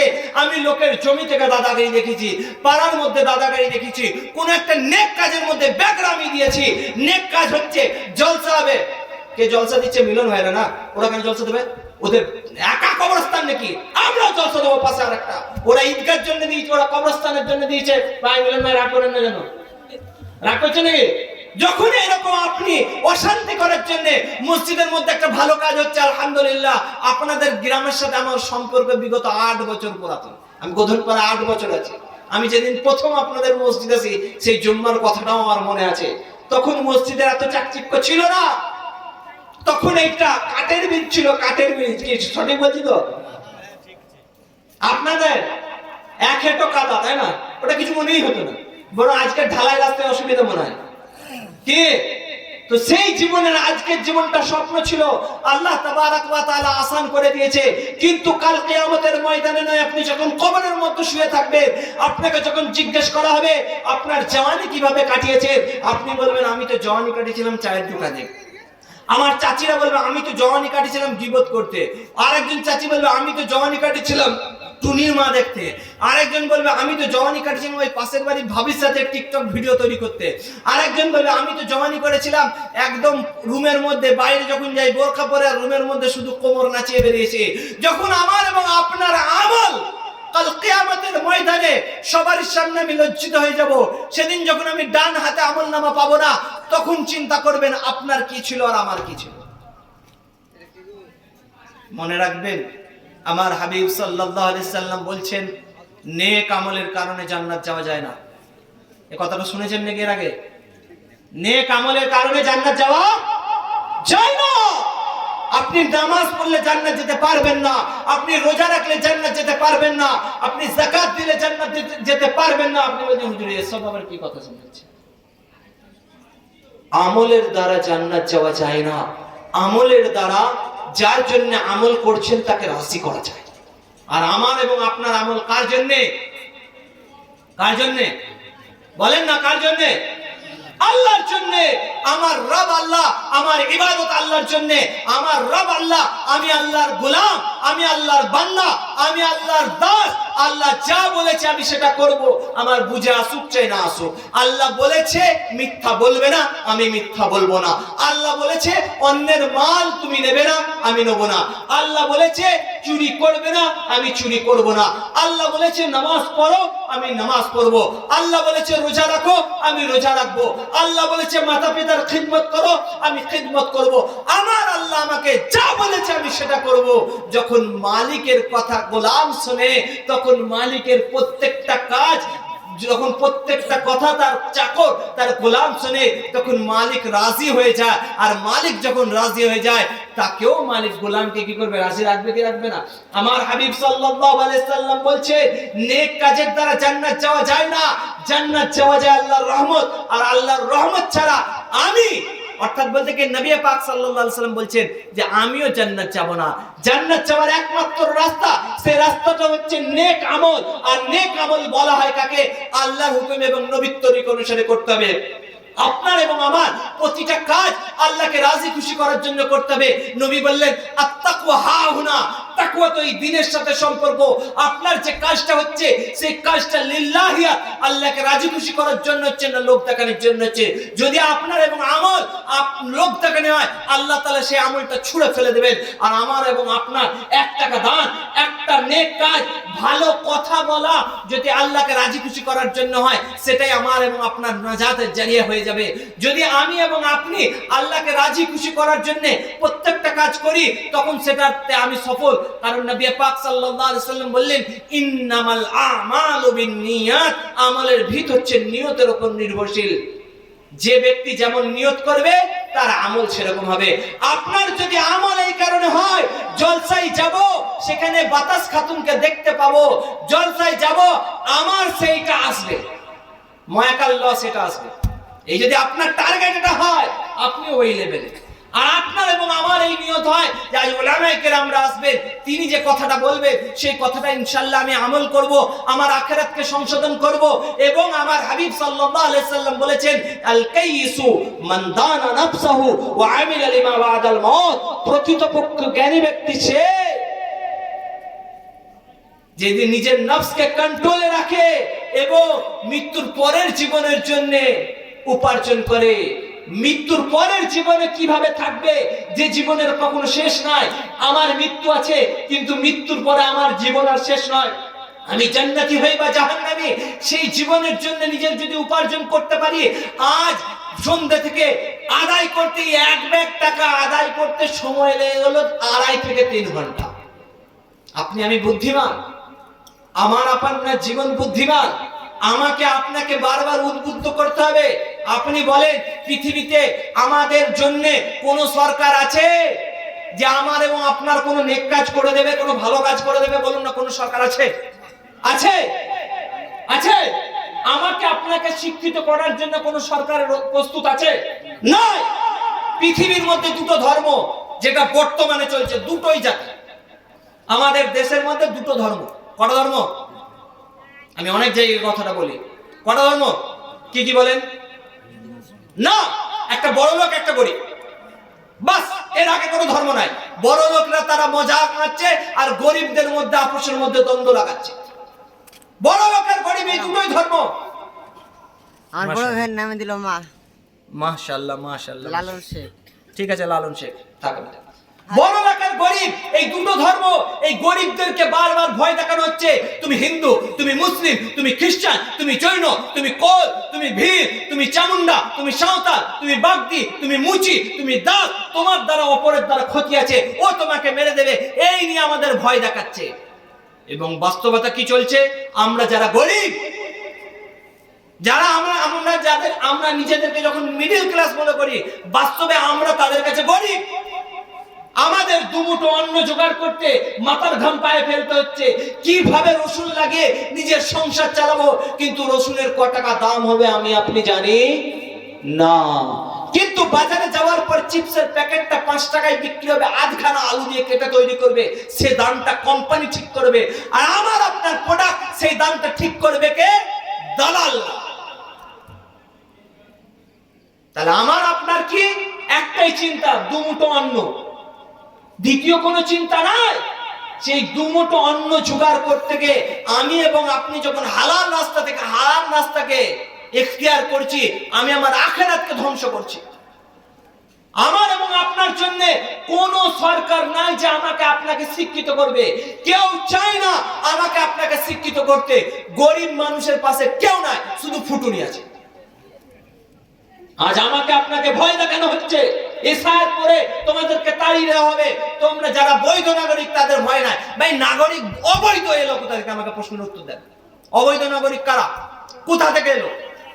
আমি যদি এই দেশে জন্মগ্রহণ করেছি, আর গৃহমন্ত্রী তুমিও এই দেশে জন্মগ্রহণ করেছো, তোমার যদি জন্মগ্রহণের কারণে তুমি এই দেশের নাগরিক হয়, আমি এই দেশের নাগরিক নয় কেন? কিন্তু আমাকে আপনাকে ভয় দেখাচ্ছে, কেন্দ্র ভয় দেখাচ্ছে, রাজ্য ভয় দেখাচ্ছে। কেউ বলছে ওরা ভয় দেখাচ্ছে, আমরা তোমার পাশে আছি, এরাও ভয় দেখাচ্ছে। আমার আপনার পাশে কেউ নেই, গরিবের পাশে কেউ নাই। আপনি হিন্দু হন, খ্রিস্টান হন, মুসলিম হন, যে জাতি নয়, গরিব গরিব। গরিবের একটাই কাজ, কিভাবে অন্ন জোগাড় করবে। গরিব খেটে মরবে, এদের পাশে কেউ নাই। আমরা শিক্ষিত কেউ চাই না। আমাদের কবরস্থান তো দূরের কথা, কবর তুলে ফেলবে বলছে, ওয়াকফ সম্পত্তি দখল করবে, এই চক্রান্ত। তাহলে আমার আপনার কবরস্থান বাঁচানোর কেউ চাই না, আমার আপনার মসজিদ বাঁচানো কেউ চাই না, আমার আপনার স্কুল বাঁচাতে কেউ চাই না। আজ আপনারা লক্ষ্য করে দেখুন, এই বয়স্ক যারা আছে, ইনাদের সময়কার যে সরকারি সিলেবাস, তার মধ্যে কত শিক্ষার বিষয় ছিল। আমরাও আমাদের সময় কিছুটা পেয়েছি। নিউ জেনারেশনের কাছে বলুন দেখিনি, স্কুল সিলেবাসে পড়া কি হচ্ছে? নাচ শিখছে স্কুলে, স্কুল শিখছে কিলিং কিলিং সাইকেল চলে, কিলিং কিলিং সাইকেল চলে। কি শিক্ষার নামে আজ একটা 9 থেকে 10 পাস ছেলেকে দ্বিতীয় ভাগ পড়াতে তো দূরের কথা, দ্বিতীয় ভাগ পড়তে পারবে না। তাহলে শিক্ষা ব্যবস্থা কোথায় গেছে, কেন গেছে? কারণ এটা পরিপূর্ণ একটা চক্রান্ত। যে চক্রান্ত, এটা একটা চক্রান্ত। এই চক্রান্তটা কি কারণে? যে গরিবের ছেলেরা যেন শিক্ষিত না হয়, এদের কাছে ডিগ্রি থাকুক, এদের কাছে মাস্টার ডিগ্রি থাকুক, এদের কাছে ডিগ্রি থাকুক, কিন্তু যোগ্যতা যেন না থাকে। এরা গরু ছাগলের থেকেও নিকৃষ্ট, কারণ এরা গরিব। এদের চিকিৎসা দেওয়া হবে না, চিকিৎসাকেও প্রাইভেট করছে, শিক্ষাকেও প্রাইভেট করছে, আমাকে আপনাকে ভয়ের বিজনেস করাচ্ছে। কি কথা ঠিক কিনা? তাহলে এসআইআর নিয়ে ভয়ের কোনো কারণ নাই। আমরা এই দেশে জন্মেছি, আমরা এই দেশের নাগরিক। আমাদের যোগ্যতা নাই যে আমরা সঠিক কথা উচ্চ স্বরে বলবো, আমাদের যোগ্যতা নাই যে আমরা বলবো আমাদের এই রাস্তাটা এইখান থেকে এইখান গেল, ওই আগে খানিকটা গেল না কেন। এই প্রশ্নটা করবো কাকে? সমাজের মধ্যে যখন সব চোররা হুক্কি হুয়া করছে, সেখানে ন্যায় পাবো কার কাছে? সেই জন্য নিজের সন্তানদেরকে সুশিক্ষায় শিক্ষিত করে। হ্যাঁ, আমাদের দোষ কি? আমাদের কাগজ ঠিক নাই। আমার মা চাচিদেরকে বলছি, আপনাদের কথা আমি বলবো 2-4 মিনিট পরে, তবে এই কথাটা শুনে রাখেন। ছোট থেকে ছোট স্লিপ, ইলেকট্রিক বিলের স্লিপ যত্ন করে রাখেন। বাড়ির প্রত্যেকটা যে ট্যাক্স, মাঠের বিভিন্ন রকম ট্যাক্স লাগে না? আপনাদের এখানে রিভার পাম্প নাই মনে হয় নাকি? রিভার পাম্প নাই, ক্যানেল কর নাই, ক্যানেল কর নাই। পঞ্চায়েতের ট্যাক্স এটা তো আছে। পঞ্চায়েতের প্রত্যেকটা ট্যাক্সের রসিদ জুগিয়ে রাখেন, কারণ জানেন না আপনার ছেলের কি সর্বনাশ আসতে চলেছে। প্রত্যেকটা কাগজকে যত্ন করে রাখেন, ওই ঝাঁটার ডগ দিয়ে ফেলে দেন না, কাগজ আলাদাভাবে যত্ন করে রাখেন। আমাদের দোষ কি? আমাদের নামের বানান ঠিক না, এটা আমাদের দোষ নয়। আমি গতকাল একটা জলসা ছিলাম, সেখানে আমি কথাটা বলেছি, নামের বানান ভুল থাকে, এটা আমার দোষ নয়। সরকারি সেই কর্মচারী যারা অযোগ্য, যারা অপদার্থ, যাদেরকে নিযুক্ত করা হয়েছিল, যে করিম বানান জানে না, যে আব্দুল সত্তার লিখতে জানে না, যে আব্দুল জব্বার লিখতে জানে না, যে ইখতিয়ার উদ্দিন মোহাম্মদ বিন বখতিয়ার খলজি লিখতে জানে না, যে বানান সঠিক জানে না, যে বাংলা বানান জানে না। কদিন আগে দেখবেন সোশ্যাল মিডিয়ায় খুব চলছে, একজন ভোটার, তার নাম, তার বাপের নাম 2.5 শেখ, ইংলিশে লিখেছে কি 2.5 শেখ। এই অযোগ্য অপদার্থ কর্মচারী যারা আমার নামের মধ্যে শেখ লিখতে গেলে সে শেখের বানান ভুল করে, কারণ নাম আব্বাস উদ্দিন মোল্লা, মোল্লাটা গায়েব। কারণ নাম আনসার আছে, সেখানে আনসারুল লিখে দিয়ে বসে আছে। এই যে অযোগ্য অপদার্থ যারা সরকারি কর্মচারীতে নিযুক্ত হয়েছে, দোষটা তাদের ছিল। আমাদের ভুল কি? আমরা আমাদের সন্তানদেরকে শিক্ষিত করি নাই। আমরা তো আজ পর্যন্ত সরকারি লেভেলে তো যাওয়া দূরের কথা, আমরা এতটা অযোগ্য যে আমরা আখেরাত, আমি কথা ভুলে যাবেন না, আমি আখেরাতকে বলেছি, আখেরাত তো দূরের কথা, আমাদের দুনিয়ার জিন্দেগিও ভালো নয়। আমার নাম তো দূরের কথা, আমি সঠিকভাবে ছেলেদেরকে সুশিক্ষায় শিক্ষিত করছি না। আমার কাছে টাইম নাই, আমি চায়ের দোকানে বসার আমার কাছে টাইম আছে, কিন্তু ছেলে পড়াশোনা করছে কি করছে না এটা দেখার আমার কাছে টাইম নাই। তো সেই জন্য যে কথাটা বলছিলাম, সন্ধ্যে থেকে একটা কবরস্থান, যেটা আমাদের কবরস্থান, যে কবরস্থান যে কবরস্থানে আমি এবং আপনি দাফন হব, যে কবরে আমার লাশ ঠিকানা, যে ঠিকানার মধ্যে কাল যেন গরু না ওঠে, যে ঠিকানার মধ্যে কাল যেন এটা না বলে কবরস্থানে গেলে গা ছমছম করে, ভয় লাগে, বড় কষ্ট লাগে। আমাদের পশ্চিম বাংলার কবরস্থান মানে যে ভুতুরে জায়গা, এবং মোবাইল টিভির দ্বারা কবরস্থানকে ভূতের জায়গাতে রূপান্তরিত করেছে। মনে রেখে দেবেন, আল্লাহর হাবিব সাল্লাল্লাহু আলাইহি সাল্লাম বলছেন, সমগ্র উম্মত মিলে, আন্নাল উম্মাতা, প্রত্যেকটা সমস্ত মানুষ মিলে, সমস্ত উম্মত মিলে যদি তোমার কোনো ফায়দা পৌঁছাতে চায়, তোমার বিন্দু পরিমাণও তোমার উপকার করতে পারবে না, যেটা তকদিরে আছে সেটা ছাড়া। আর গোটা মানব জাতি মিলে যদি তোমার ক্ষতি করতে চায়, যেটা তোমার তকদিরে আছে সেটা ছাড়া কোনো ক্ষতি করতে পারবে না। রুফিআতিল কলম ওয়া জাফফাতিস সুহuf, কলমের কালি, কলম তুলে নেওয়া হয়েছে, কালি শুকিয়ে গেছে, আমাদের তকদির লিখে দেওয়া হয়েছে। আমাদের কবরস্থানকে পার্ক করার দরকার ছিল, যে পার্কে যাওয়ার পরে নিজের আখিরাতের কথার চিন্তা আসবে, যে আমি কিসের অহংকার করছি, কার উপর অত্যাচার করছি, কার উপর জুলুম করছি, কার উপর মারপিট করছি, কিসের অহংকার করছি। আমার মা বাপ যেমন আমার কাছে প্রিয়, আমার স্বামীর মা বাপ সেটাও তো আমার কাছে প্রিয়। আমি যেমন কারোর মা, আমার শাশুড়ি সেটাও আমার স্বামীর মা। আমি যেমন আমার সন্তানের জান্নাত, একজন মহিলা হিসাবে তার চিন্তার দরকার, আমি যেমন আমার সন্তানের জান্নাত, আমার শাশুড়ি, আমার শ্বশুর সেটা তো আমার স্বামীর জান্নাত। নবী পাক সাল্লাল্লাহু আলাইহি সাল্লাম বলছেন, যদি সিজদা করা জায়েজ থাকতো তাহলে আমি মহিলাদেরকে বলতাম স্বামীকে সিজদা করো। স্বামীর মর্যাদা, স্বামীর মর্তবা এতটা বুলন্দ যে মেয়েদের জন্য স্বামীর খিদমত করা, যদি স্বামী কারোর উপর রাজি থাকে, সেই অবস্থায় কোন স্ত্রী মারা যায়, সেই স্ত্রী জান্নাতি। তবে মায়েরা আমাদের কাছে গোলাম বা দাসী নয়। একটু চিন্তা করে দেখুন, যাদের কন্যা সন্তান আছে, আপনার নয়নের মণি, আপনার কলিজার টুকরা, আপনার লক্তে জিগার, আপনার পুরো জগৎ, যে মেয়ে, তাকে আপনি কারোর হাতে সঁপে দিচ্ছেন এই আশায় সেই ছেলেটি যেন আমার মেয়ের খেয়াল রাখে।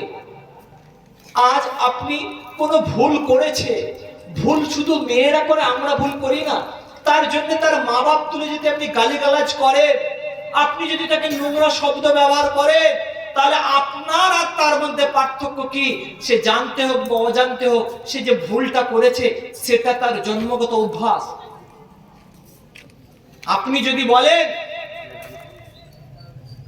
এই মাইক্রোফোনটাকে, যে মাইক্রোফোন, তোমার মধ্যেও তো স্পিকার আছে, তোমার মধ্যেও তো ম্যাগনেট আছে, তোমার মধ্যেও তো তার আছে, তো তুমি মাইকের মতন সাউন্ড দাও, সাউন্ড দিতে পারবে? বলেন না, কথা বুঝে এলো না? এই মাইক্রোফোনটা মাইকের মতন আওয়াজ করতে পারবে? এতে সাউন্ড শোনা যাবে? কারণ এর কাজ কি? সাউন্ড ক্যাপচার করা। এর সিফাত হচ্ছে সাউন্ড ক্যাপচার করা, আর বক্সের সিফাত হচ্ছে কি? সাউন্ডকে আমাদের কান পর্যন্ত পৌঁছানো। তো মেয়েদের সিফাত হচ্ছে উল্টো উল্টো দিকে চলা। এটা আমার কথা নয়, হাবিব সাল্লাল্লাহু আলাইহি সাল্লাম বলছেন যে মেয়েদেরকে সৃষ্টি করা হয়েছে খলিকনা মিন জিলিল আইসার, পাঁজরের হাড় থেকে তৈরি করা হয়েছে, পাঁজরের হাড়, এবং পাঁজরের হাড়ের মধ্যে উপরের হাড়টা বেশি বেঁকা। আপনি নবী বলছেন যদি তুমি তাকে সোজা করতে যাও, কাসারতাহু, সেটা ভেঙে ফেলবে, আর যদি ওরকম ছেড়ে দাও এরকম বেঁকাকে বেঁকাই থাকবে। তাহলে আমার মা ও বোনেরা, আপনাকে, সে তো তার বাপের প্রিয় কন্যা সন্তান, আপনার কাছে এসে যদি একটু আবদার করে, আপনার কাছে যদি একটু রাগ দেখায়, আপনার কাছে যদি একটু অভিমান দেখায়, নিজের সর্বস্ব ছেড়ে আপনার ঘরে এসছে, আপনাকে যদি নিজের মনের কথা না বলে, আপনাকে যদি অভিমান না দেখায়, সে কাকে দেখাবে? যে নিজের সর্বস্ব বিলীন করেছে আপনার জন্য, যে প্রত্যেকদিন লিপস্টিক লাগাতো, আপনার সন্তানকে মানুষ করতে গিয়ে লিপস্টিক লাগানো ভুলে গেছে, যে প্রত্যেকদিন মেকআপ করতো, গালের মধ্যে বিভিন্ন রকম পাউডার লাগাতো, আগে বলছে কি প্রাইমার লাগায়, তারপরে নেল পালিশ আছে, তারপর আই শ্যাডো আছে, আরো কত কিছু না আছে, যার প্রত্যেক দিনের অভ্যাস ছিল। আজ সে আপনার সন্তানকে মানুষ করতে গিয়ে সে সমস্ত সর্বস্ব তার সমস্ত অভ্যাসকে ত্যাগ করেছে। আপনার সন্তানের সে মা। আপনার সন্তানের সামনে যদি আপনার স্ত্রীকে আপনি গালিগালাজ করেন, আপনার সন্তানের সামনে আপনার স্ত্রীকে যদি উল্টো পাল্টা বলেন, মনে রেখে দেবেন আপনার সন্তানের সেটা জান্নাত। আপনার সন্তানের জান্নাতকে যখন আপনি বকছেন, আপনি ধমক দিচ্ছেন, আপনি গালিগালাজ করছেন, অমুকের বেটি বলছেন, তার দিলের মধ্যে যে আঘাতটা লাগছে, আপনি ক্ষমতায় বড়, চুপ আছে, কিন্তু তার দিলে আপনার রেসপেক্ট থাকবে না। যে স্ত্রীকে আপনি ভালোবাসার পাত্রী, তাকে ভালোবাসবেন, ভালোবাসার নামে অভিমান হবে, রাগ হবে, কিন্তু কটূক্তি গালিগালাজ হবে না। স্বামী স্ত্রীর বন্ধনের মধ্যে বড় আফসোস লাগে। আজকালকার পরিবারে আগের দিনের চাচা চাচিদেরকে দেখতাম, তারা সন্ধ্যেবেলায় একসাথে বসে শীতের দিনে দুটো পাটকাঠি দিয়ে আগুন তাপাতো, তার মধ্যে তাদের একটা ভালোবাসা ছিল। আজকালকার একই পরিবারে আমরা একসাথে বড় হচ্ছি, স্ত্রীর সাথে দিনের পর দিন ঠিক মতন কথাই নাই। আমি গিয়ে আমার মোবাইলে ব্যস্ত, ও গিয়ে ওর মোবাইলে ব্যস্ত। তারপরে সমাজ সংস্কার চাইছে, বাচ্চাটা এসে মোবাইল চাইছে। কোথা থেকে হিম্মত পেল? কারণ ওই বাচ্চাটা আমার এবং আপনার মোবাইল চালানো দেখেছে। তো যে কথাটা বলছিলাম, নিজের যদি সংশোধন না হয়, আমাদের আখিরাত, আমাদের মেন মাকসাদ কবরস্থান, সেই কবরস্থানকে কেউ সংশোধন, কবরস্থানের পাঁচিল কেউ দেওয়া তো দূরের কথা, কবরস্থান দিয়ে কেউ যাবে না। আমাদের কবরকে পার্কের মতন একটা সুন্দর সুসজ্জিত করতে হবে। কিরকম? পাকা কবর বানানো নয়। আমি আপনাদের এলাকার একটা কবরস্থানের মিসাল দিই। শেখপাড়া যাওয়ার আগে ডান সাইডে একটা কবরস্থান আছে, আমাদের শেখপাড়ায় কাসেম হাজি, উনার ইন্তেকালে আমি গিয়েছিলাম। খুব সুন্দর কবরস্থানের যে জানাজার জায়গাটা ইট বিছিয়ে দিয়েছে, ঢালাই করেনি, ইটগুলো 3 ইঞ্চি করে ঠাড়ো করে দিয়েছে, এবং কবর যে দেবে একটা লাইনের কবর দেয়, তার সাইডে সাইডে কিছু ঝাউ গাছ, কিছু ফুল গাছ লাগিয়েছে। পুরো কবরস্থান পরিষ্কার দেখে আমার দারুল উলুম দেওবন্দের যে কবরস্থান মাজারে কাসিমি, রাত 12টার সময় গেলেও কিছু মনে হয় না। 2-4টে লাইট জ্বলছে, কেউ না কেউ কবরে জিয়ারত করছে। কবরস্থানের পাশ দিয়ে যখন যাবেন, তখন বলবেন আসসালামু আলাইকুম ইয়া আহলাদ দিয়ার, নালে কমসে কম এতটুকু বলে আসসালামু আলাইকুম ইয়া আহলাল কুবুর, হে কবরবাসী তোমাকে আসসালামু আলাইকুম। কিন্তু আমাদের কবরস্থান জঙ্গলে রূপান্তরিত হয়েছে, আমাদের কবরস্থান শিয়ালের গর্তে পরিণত হয়েছে, আমাদের কবরস্থান কুকুর থাকার জায়গায় পরিণত হয়েছে। কবরস্থানের মধ্যে আমাদের তাল্লুক 1 সপ্তাহ।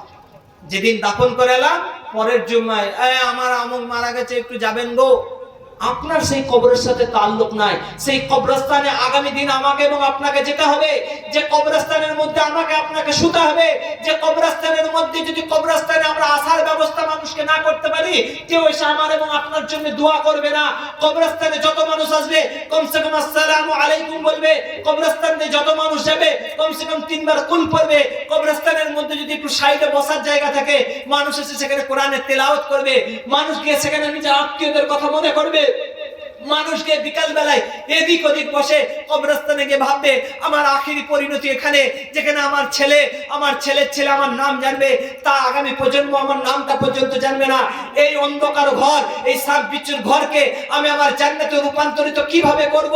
তার জন্য না কেন্দ্র কোনো সহযোগিতা করবে, না রাজ্য কোনো সহযোগিতা করবে, বরং তারা চাইছে আমার কবরস্থান কেড়ে নিতে। তাদের হাত থেকে বাঁচানো তো দূরের কথা, এই কবরস্থানকে তৈরি করার জন্য আপনি বলেন গোধন পাড়ার লোক এসে আপনাদের কবরস্থান তৈরি করতে যাবে না? যাবে কি? আমাদেরকেই করতে হবে। যখন নেক কাজ আমাদেরকে করতে হবে, আপনার এবং আমার লাইফ থেকে 3 থেকে 4 ঘন্টার সময় শুধু এই কবরস্থানের আদায়ের জন্য চলে যাবে। যে কবরে আমাকে শুতে হবে, যে কবর আমার প্রথম মঞ্জিল, যে কবরকে যদি আমি সুসজ্জিত করতে পারি আমার নেক আমলের দ্বারা, যে খাবারটা আমি খেয়েছি সেই মালটা ছিল আমার, যে কাপড়টা পরে আমার পুরাতন হয়ে গেছে সেই মালটা আমার, যে দান সদকাটা আমি করেছি সেই মালটা আমার, বাকি আমার বলে কিছু নাই। আজ আমার এবং আপনার টাকার মহব্বত হচ্ছে, যেই টাকাটা দিয়ে দিলে কি করব? যদি আমি এখনই মারা যাই, টাকাটা আমারই না। যদি আমি এখনই দুনিয়া থেকে বিদায় নিই, ওই মাল সম্পত্তি আমার নয়। যে সম্পত্তির অহংকার আমি করছি, যে পাওয়ারের আমি অহংকার করছি, সেই পাওয়ার আমার কোনো কাজে আসবে না। আমাকে যদি আমার আখিরাত বাঁচাতে হয়, আমার মাতা পিতার শ্রদ্ধা করতে হবে। মাতা পিতার সম্মান করতে হবে।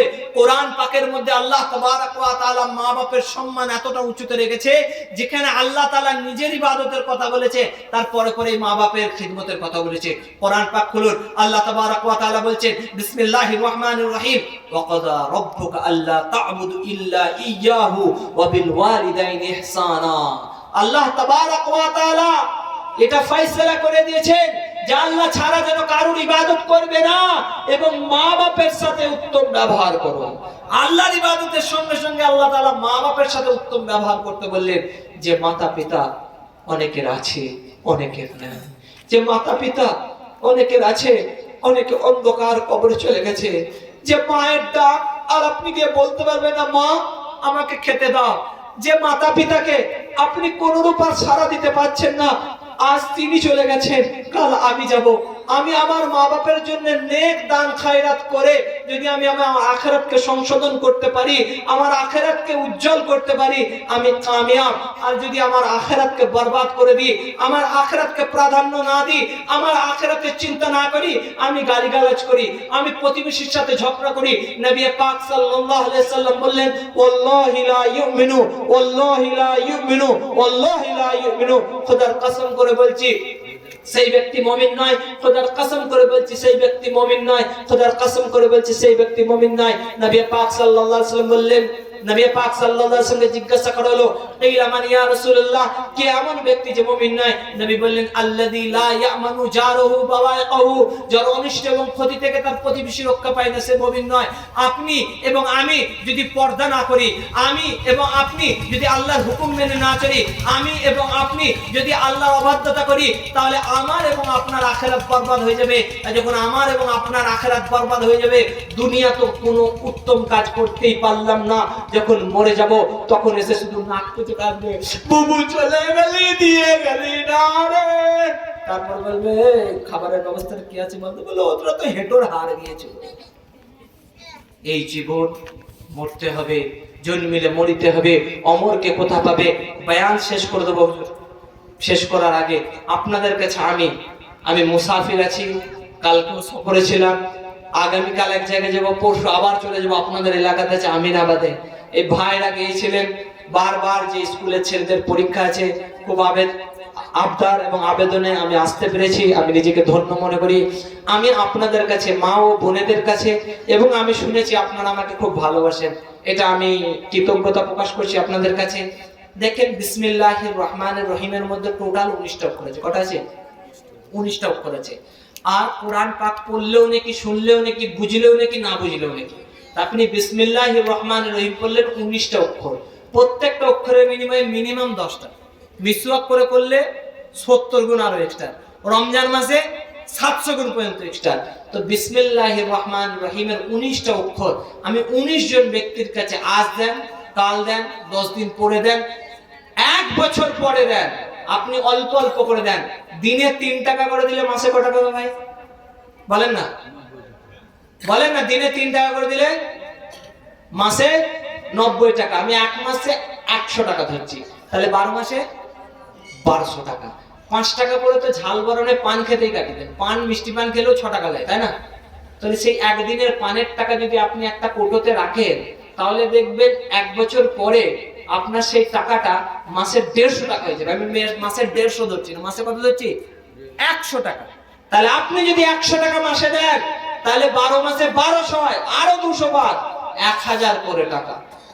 এখন এখানে একজন ব্যক্তি নগদ 1000 টাকা দিয়েছেন, আর আমি 18 জনের কাছে, 19 জন বলেছি, একজন 1000 দিয়ে গেছে, 18 জনের কাছে আমি ওয়াদা বা আমার কাছে মুসাফা করে দিতে পারে, তারপর আমি দোয়া করে শেষ করবো ইনশাআল্লাহ।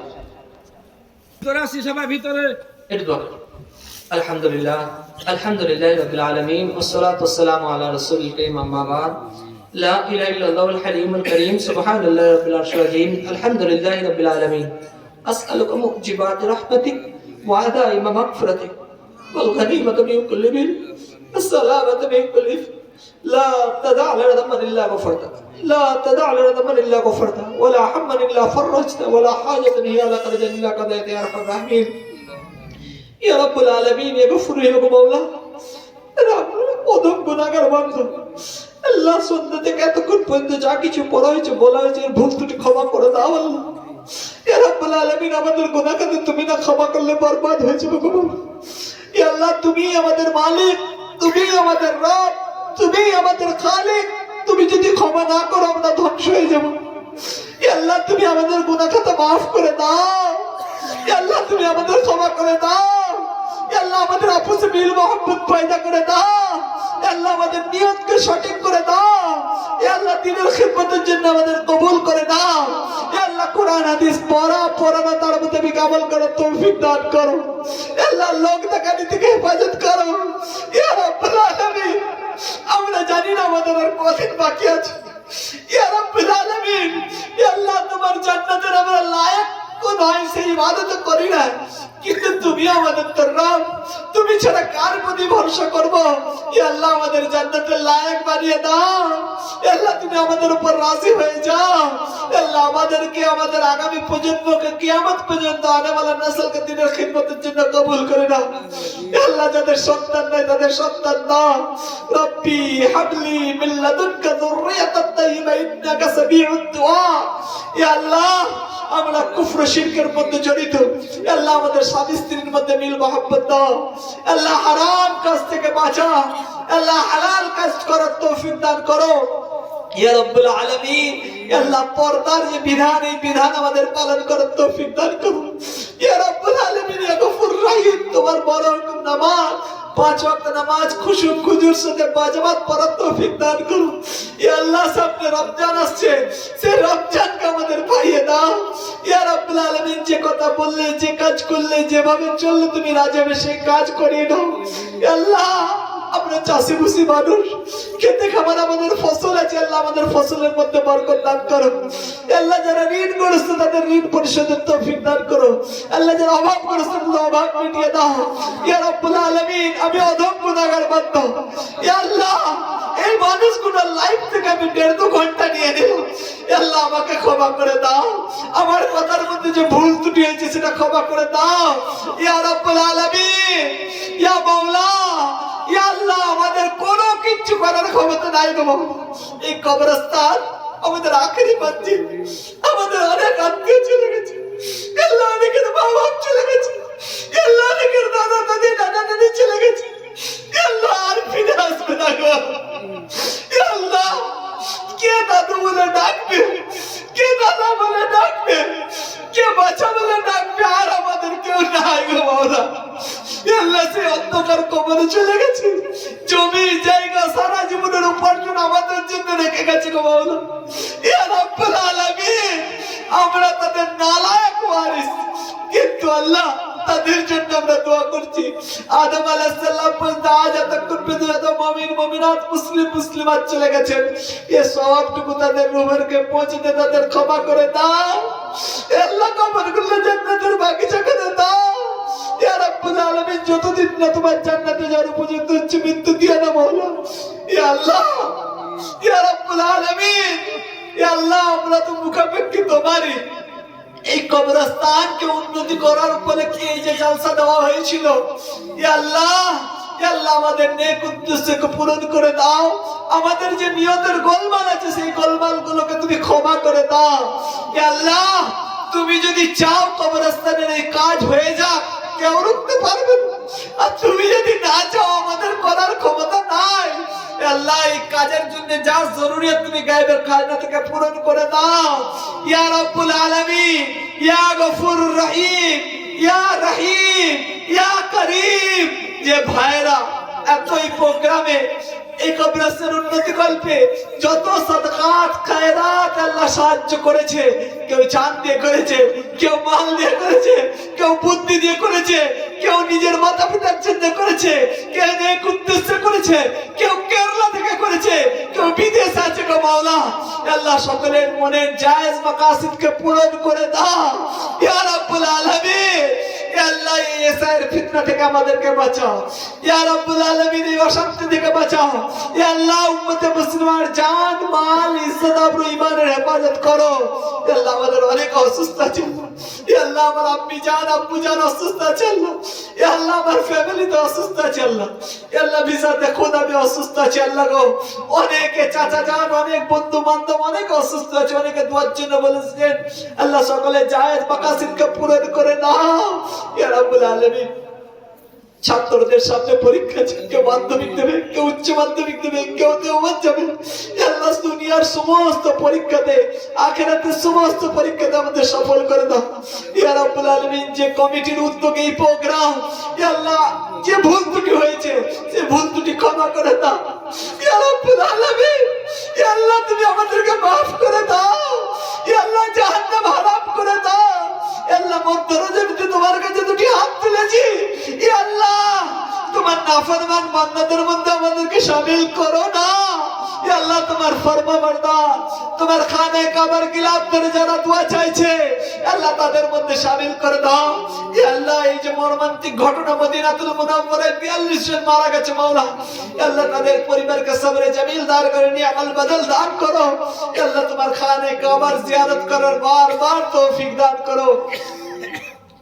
اللهم اغفر لحينا وميتنا وشاهدنا وغائبنا وصغيرنا وكبيرنا وذكرنا وانثانا. اللهم من احييته منا فاحيي على الاسلام ومن توفيته منا فتوفى على الايمان. আল্লাহ পৃথিবীতে যত মাদ্রাসা মসজিদ মাকাতিব খানকাহ ঈদগাহ কবরস্থান আছে আল্লাহ তুমি তার হেফাজত করো, যার যার জরুরিয়াত গায়বের খাজনা থেকে পূরণ করে দাও আল্লাহ। আমাদের মাদ্রাসা আগামী 25 তারিখে জলসা আছে আল্লাহ। মাহমিনা কোচিং সেন্টার আগামী 23 তারিখে পারগনাথপুরে জলসা আছে আল্লাহ। তুমি যা প্রয়োজন গায়বের খাজনা থেকে পূরণ করে দিয়ে কবুল করে নাও। لا إله إلا الله الحليم الكريم سبحان الله رب العرش العظيم. ربنا آتنا في الدنيا حسنة وفي الآخرة حسنة وقنا عذاب النار. سبحان ربك رب العزة عما يصفون وسلام على المرسلين. ربي ارحمهما كما ربياني صغيرا. ربي ارحمهما كما ربياني صغيرا. ربي ارحمهما كما ربياني صغيرا برحمتك يا أرحم الراحمين.